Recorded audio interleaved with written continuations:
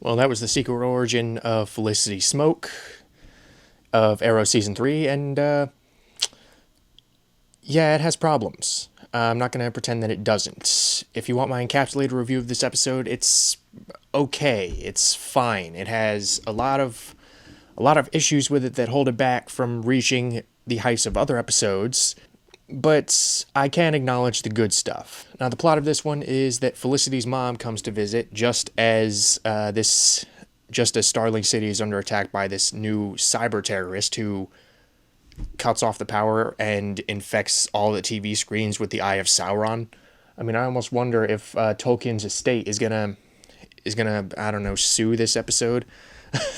I don't know. I'm just thinking out loud, but yeah, there's a new cyber terrorist in town, and it turns out he's using this new super virus that he originally got when Felicity actually wrote it 5 years prior, and instead of flashbacks focusing on Oliver, this was a very Felicity-centric episode, as the title would suggest. We see her in college. I mean, she's a goth. She's not really sure of her own identity, which we've all been there at one point or another.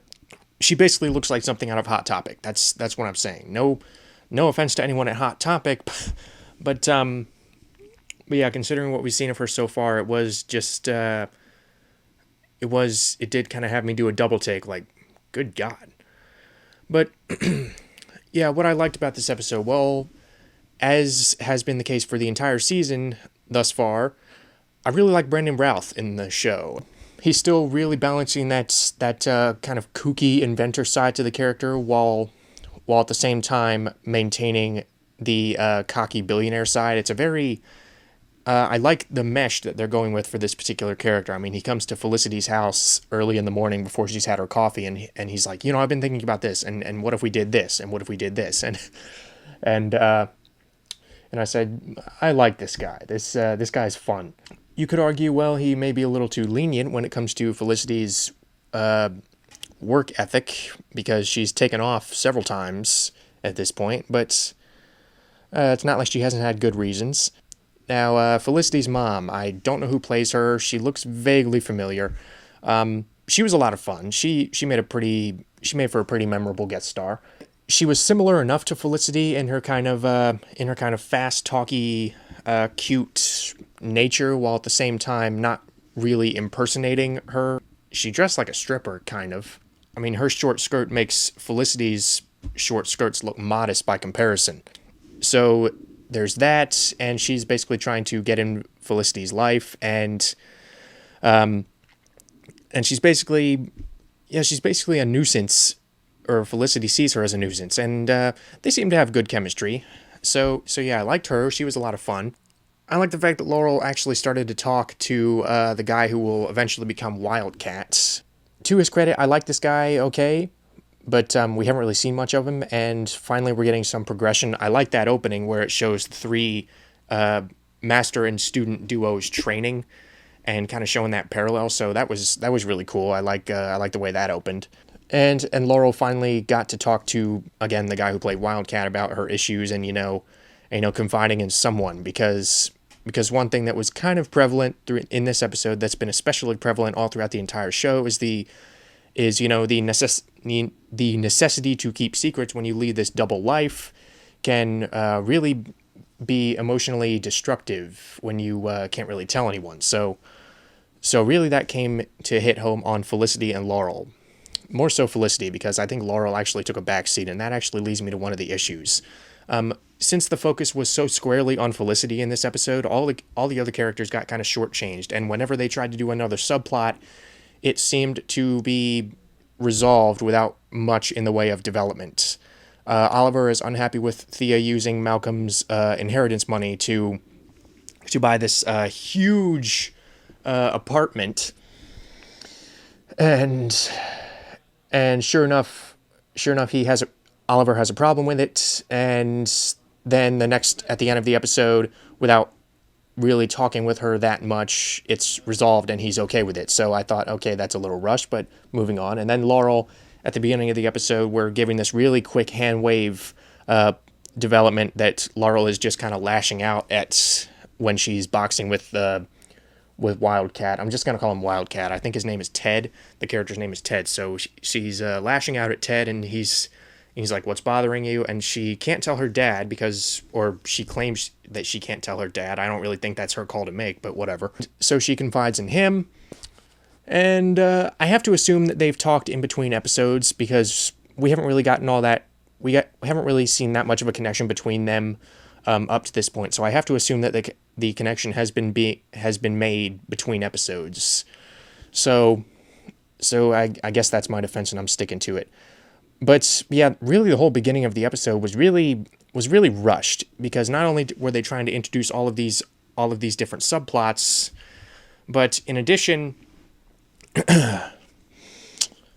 in addition, they were really trying to hurry along this whole cyber terrorism attack on Starling City, because literally within the first 10 minutes, the city is under attack. The lights are going out. The monitors are being infected with the Eye of Sauron, and I thought, couldn't this have waited? I mean, I get the feeling they originally wanted this to be 2 parts, or I get the feeling this may have worked better as 2 parts. In the show's defense, the episode does manage to slow down and let us digest many things over the course of the runtime, but still, those first 10 minutes, I really felt like we were being jerked along at breakneck pace. We were just getting development after development after development without really much time to take it all in. So there's that, and also the villain. The villain is a little weak. Actually, no, he's very weak. I don't really know. I'm probably not spoiling anything because the episode. I saw this twist coming a mile away.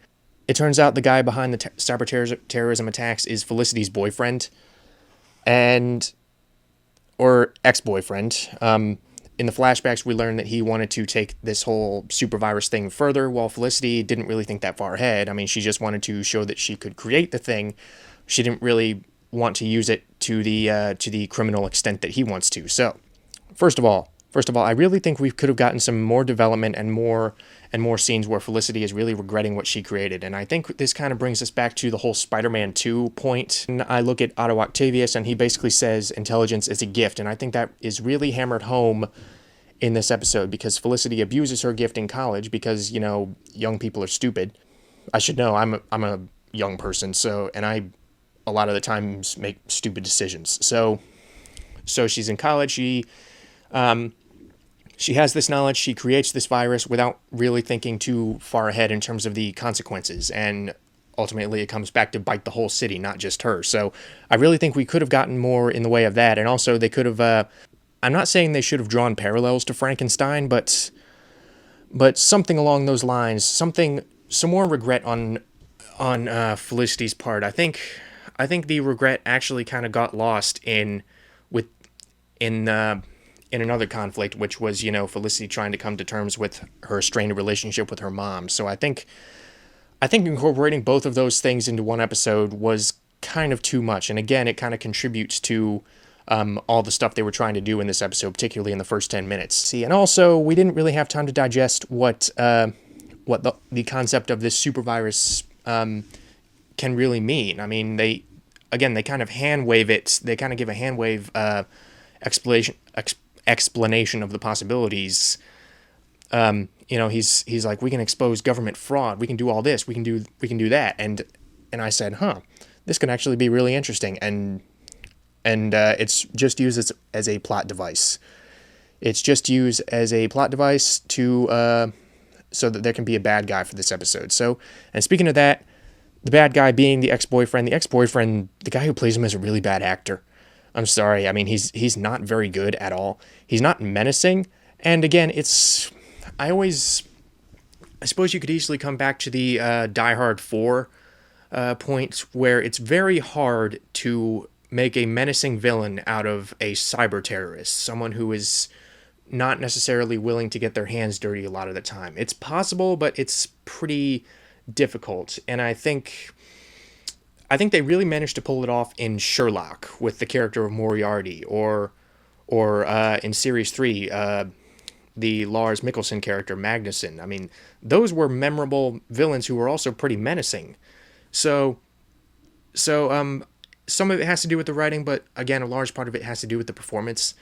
And this, I'm sorry to reference so many other things, but I think this would have been an opportune time to bring back the character of the Clock King, because they essentially serve the same role, the bad guy and the boyfriend in this, and the Clock King, because the Clock King back in season 2, Robert Knepper is a better actor than this schmuck, and B, the Clock King was basically the only bad guy in Arrow, or at least the most significant bad guy, to be able to best Felicity at what she is supposed to be good at.